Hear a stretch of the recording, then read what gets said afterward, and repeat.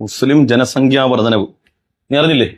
ദൂരവ്യാപകമായ പ്രത്യാഘാതം ഉണ്ടാക്കുമെന്ന് പറയുന്നത്. പ്രതീക്ഷിച്ചത് ഞാനേ നല്ല ഒന്നാം തരം മട്ടൻ ബിരിയാണി കഴിച്ചിട്ട് വരിക. നല്ല മട്ടൻ ബിരിയാണി കഴിക്കണം, അല്ലെങ്കിൽ നല്ല നാടൻ കോഴിയുടെ ഇറച്ചി. ഞാൻ അതും പറ്റില്ലെങ്കിൽ എല്ലാ ദിവസവും രാവിലെ നല്ല ഈന്തപ്പഴം ഉണ്ടല്ലോ, നല്ല ഈന്തപ്പഴം, അതുപോലെ തന്നെ ഈ ഉണക്കമുന്തിരി വെള്ളത്തിലിട്ടത്, ഇതൊക്കെ അങ്ങോട്ട് കഴിക്ക് പ്രതീക്ഷിച്ചാതെ.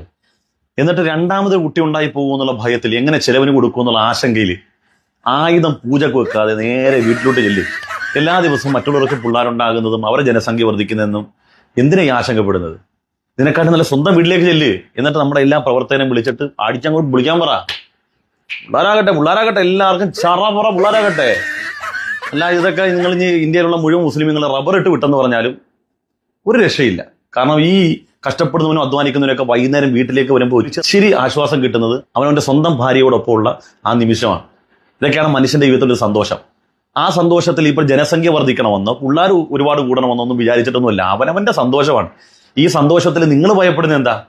രണ്ടാമതൊരു കുഞ്ഞായാലും എങ്ങനെ വളർത്തും എന്നുള്ളതാണ്. അതുകൊണ്ടാണ് ഞാൻ പറഞ്ഞത്, ഈ ടെൻഷനൊന്നും വേണ്ട. നല്ല ഈന്തപ്പഴം തിന്നുക, നല്ല മട്ടൻ ബിരിയാണി, നല്ല നാടൻ കോഴിയുടെ ഇറച്ചി ഒക്കെ തിന്നുക. എന്നിട്ട് ആയുധം പൂജ കൊടുക്കാതെ വീട്ടിലോട്ട് പോടേ.